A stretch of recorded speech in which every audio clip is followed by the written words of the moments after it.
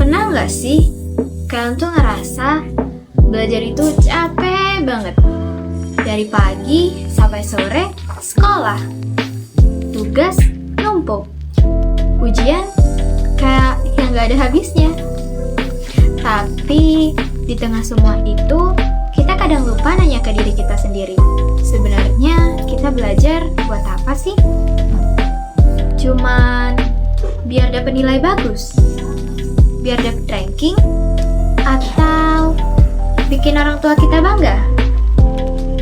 Padahal pendidikan itu nggak sesempit itu.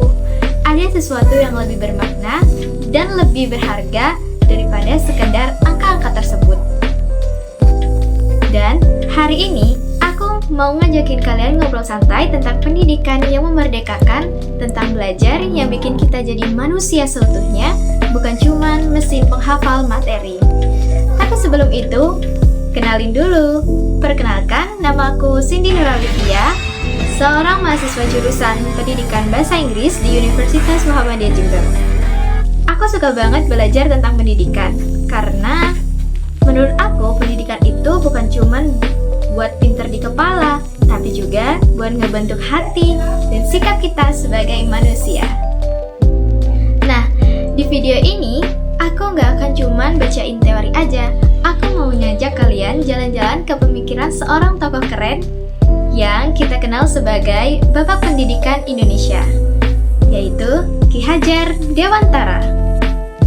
Beliau ini bukan sekedar tokoh sejarah yang namanya ada di dalam buku pelajaran, tapi seorang yang mikirin pendidikan Indonesia dari hati, yang pengen anak-anak Indonesia tumbuh jadi manusia yang merdeka, bukan manusia yang cuma nurut tanpa mikir.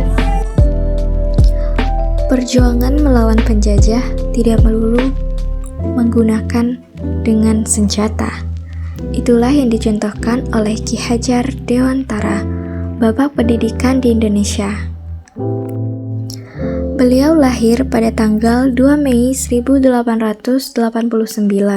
Nama asli beliau adalah Raden Mas Suwardi Suryaningrat. Lahir dari keluarga bangsawan, tapi hidupnya nggak cuma mikirin diri sendiri. Beliau justru peduli pada rakyat kecil yang waktu itu nggak dikasih kesempatan buat sekolah. Bayangin ya, zaman penjajahan Belanda, pendidikan itu mewah banget. Cuman anak-anak Belanda atau bangsawan yang bisa sekolah bagus.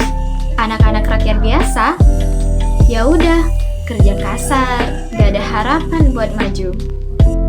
Terlahir sebagai keluarga bangsawan, Suwardi kecil sempat bersekolah di Stovia atau sekolah kedokteran di Batavia. Namun, karena kondisinya yang sakit-sakitan, beliau tidak menamatkan pendidikannya. Suwardi muda kemudian bekerja sebagai jurnalis di beberapa surat kabar, yakni Kaum Muda dan Utusan Hindia. Selain itu, dia juga aktif berorganisasi. Pada tahun 1912, beliau menciptakan partai politik pertama di Hindia Belanda.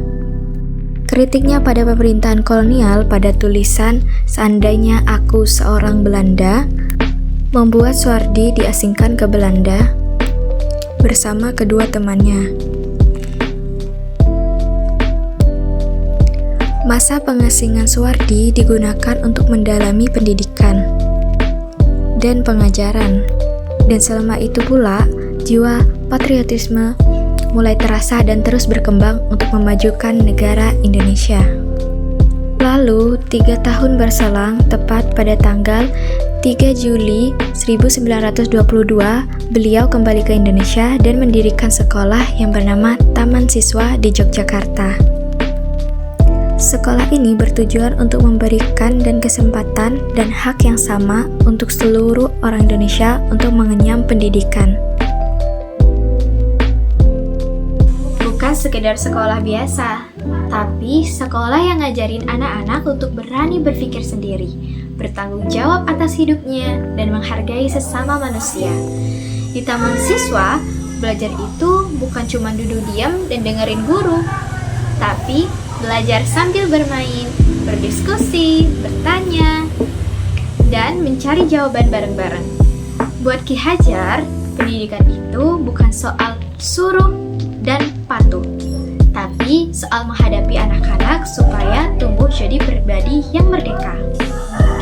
Nah, dari sini kita udah mulai lihat nih bahwa pendidikan menurut Ki Hajar Dewantara bukan sekedar soal sekolah formal, tapi soal membentuk manusia yang merdeka secara lahir dan batin. Selain mendirikan Taman Siswa, Ki Hajar Dewantara juga punya prinsip pendidikan yang keren banget, namanya Trikon. Apa sih Trikon itu?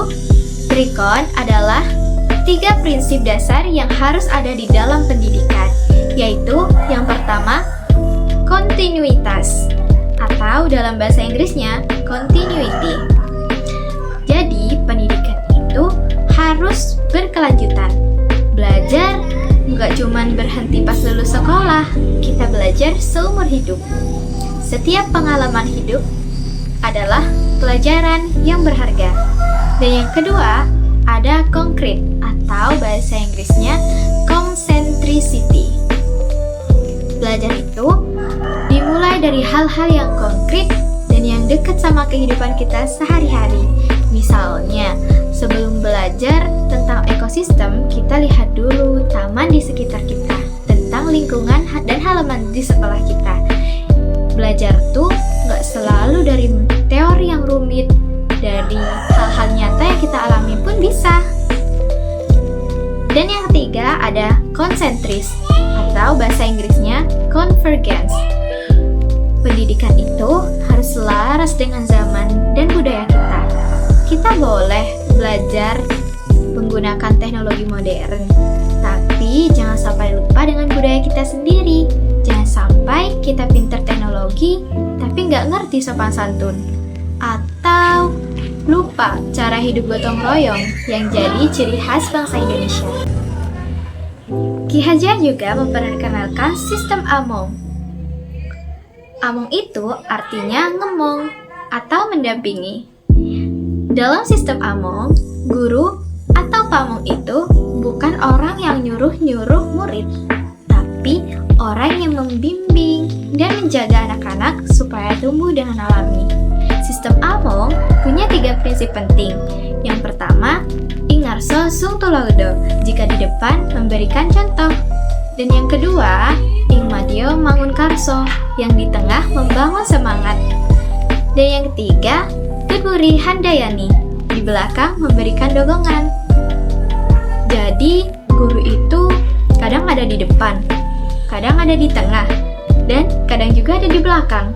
Gak selalu harus jadi yang paling kelihatan, tapi selalu ada untuk mendampingi muridnya. Lalu, ada juga sistem pamong. Pamong itu artinya pendamping yang bijak. Dalam sistem pamong, setiap orang dewasa, guru, orang tua, atau masyarakat bertugas mendampingi anak-anak supaya mereka bisa menemukan potensi mereka sendiri. Bukan memaksa mereka untuk jadi yang seperti yang kita mau, tapi membantu mereka jadi versi terbaik dari diri mereka sendiri. Kebayang gak sih? Kalau pendidikan zaman sekarang pakai prinsip Among dan Pamong, pasti lebih adem, lebih menyenangkan. Anak-anak belajar tanpa takut dimarahin terus, tapi juga tetap bertanggung jawab atas apa yang mereka lakukan. Selain prinsip Trikon, Ki Hajar Dewantara juga mengenalkan yang namanya Tripusat Pendidikan. Apa maksudnya? Beliau bilang pendidikan itu nggak cuma tanggung jawab sekolah, Tapi ada 3 tempat utama yang membentuk karakter seseorang, yaitu yang pertama, keluarga.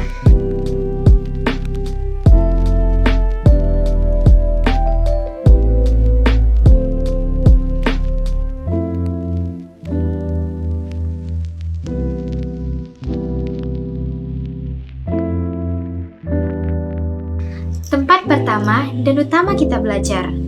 Dari keluarga, kita belajar sopan santun, kasih sayang, kejujuran, dan kebiasaan baik. Kalau di rumah anak-anak dikasih contoh yang baik, maka di luar rumah mereka pun juga akan berperilaku yang baik. Dan yang kedua, ada sekolah.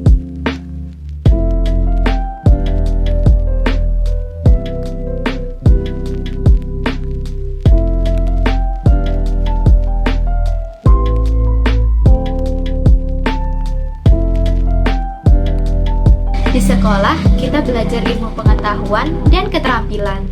Tapi, di sekolah bukan sekedar tempat hafalan, melainkan tempat anak-anak bebas bertanya, berdiskusi, dan bereksperimen. Dan yang ketiga, masyarakat.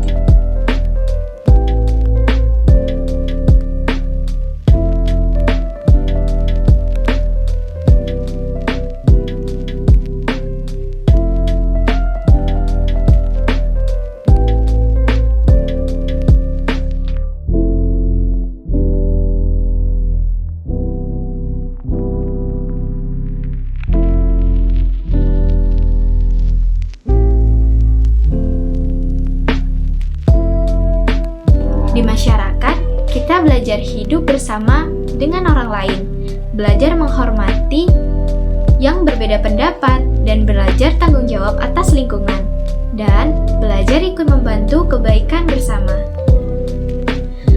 Kalau 3 pusat itu saling mendukung, pasti pendidikan kita akan lebih kuat. Tapi, kalau cuma sekolah yang kerja sendiri, sementara orang tua dan masyarakat cuek, anak-anak akan kebingungan. Sekarang, kita hidup di era digital. Anak-anak bukan cuma belajar di guru, tapi juga di internet.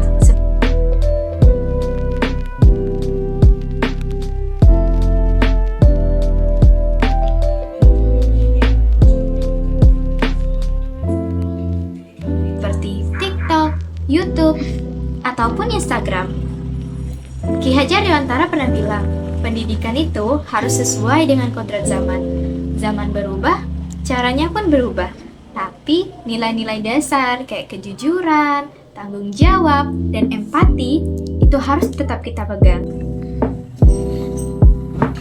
Kita boleh belajar lewat media sosial, tapi jangan sampai jadi budak algoritma.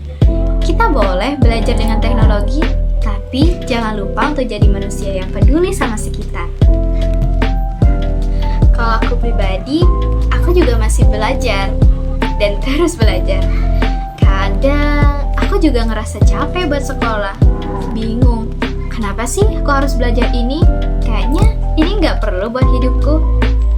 Tapi setelah tahu pemikiran Ki Hajar Dewantara, aku sadar pendidikan itu bukan sekedar soal nilai bagus atau lulus ujian, tapi tentang bagaimana kita mengenal diri kita sendiri, tentang gimana kita berani bertanya, kenapa aku hidup? Mau jadi apa aku nanti?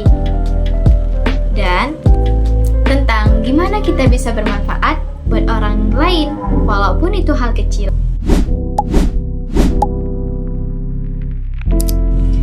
Sekarang, aku mau nanya sama kalian, apa arti pendidikan buat kalian? Apa kalian masih ngerasa pendidikan itu cuma soal ranking dan nilai? Atau kalian mau cari tahu makna lebih dalam? Coba deh tanya ke diri kalian masing-masing.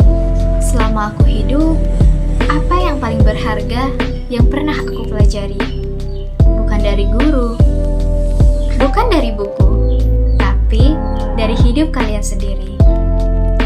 Ki Hajar Dewantara pernah bilang, setiap orang adalah guru, setiap tempat adalah sekolah. Artinya, kita bisa belajar dari siapa saja dan di mana saja. Gak harus di ruang kelas, gak harus pakai seragam sekolah. Selama hati kita terbuka, kita bakalan terus tumbuh. Kalau kita pikir-pikir lagi ya teman-teman, dari tadi kita udah bahas banyak banget hal tentang pendidikan menurut Ki Hajar Dewantara.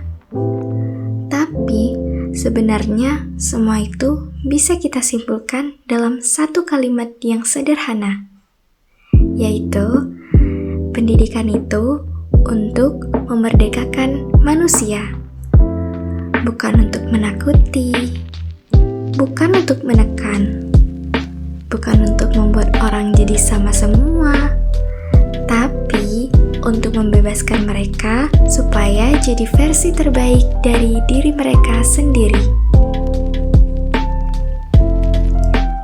Ki Hajar Dewantara itu ngasih kita pelajaran penting bahwa pendidikan itu bukan soal gedung sekolah yang megah, bukan soal kurikulum yang rumit, tapi soal hati.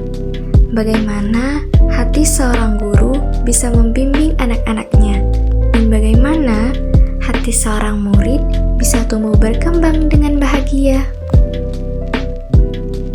Kalau ditanya, apakah Trikon, Among, Pomong itu masih relevan di zaman sekarang? Jawabanku, sangat relevan. Kita tuh hidup di zaman yang terus berubah. Teknologi makin canggih, informasi makin cepat. Tapi prinsip hidup kita tetap harus sama. Kita belajar sepanjang hayat. Kita belajar sesuai budaya kita. Dan kita belajar menyesuaikan zaman. Among dan Pamong juga gitu. Mungkin sekarang kita nggak pakai istilah Among, tapi kita tetap perlu jadi orang yang mendampingi, bukan mendikte. Guru, orang tua, bahkan teman-teman kita harus saling ngemong, bukan saling menyuruh-nyuruh atau saling ngejudge seenaknya.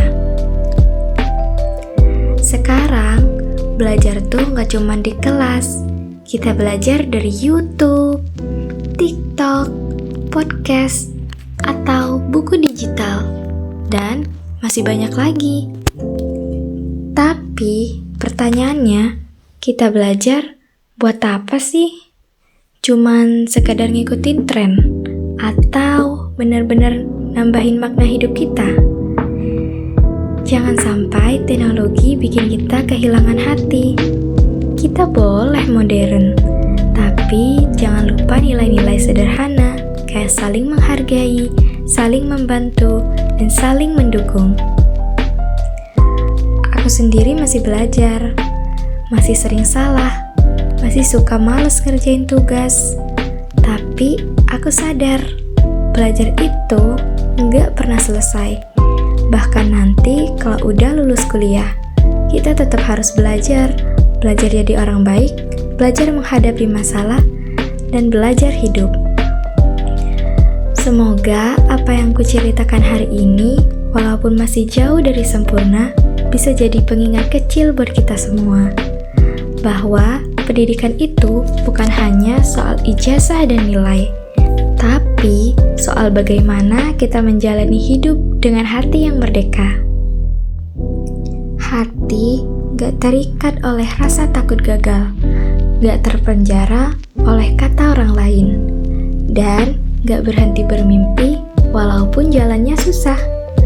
Karena pada akhirnya pendidikan itu bukan sekedar tentang apa yang kita ketahui, tapi tentang bagaimana kita bersikap, bagaimana kita memperlakukan orang lain, dan bagaimana kita memilih jalan hidup kita sendiri dengan penuh tanggung jawab. Semoga kita semua bisa jadi manusia yang belajar dengan hati, bukan cuma belajar dengan otak. Terima kasih ya udah nemenin aku ngobrol hari ini. Semoga setelah menonton video ini, kalian jadi semangat lagi buat belajar. Bukan cuma buat otak pinter, tapi juga membuat jadi manusia yang utuh dan yang merdeka, yang bertanggung jawab atas hidupnya sendiri. Sampai jumpa di obrolan kita selanjutnya dan salam pendidikan.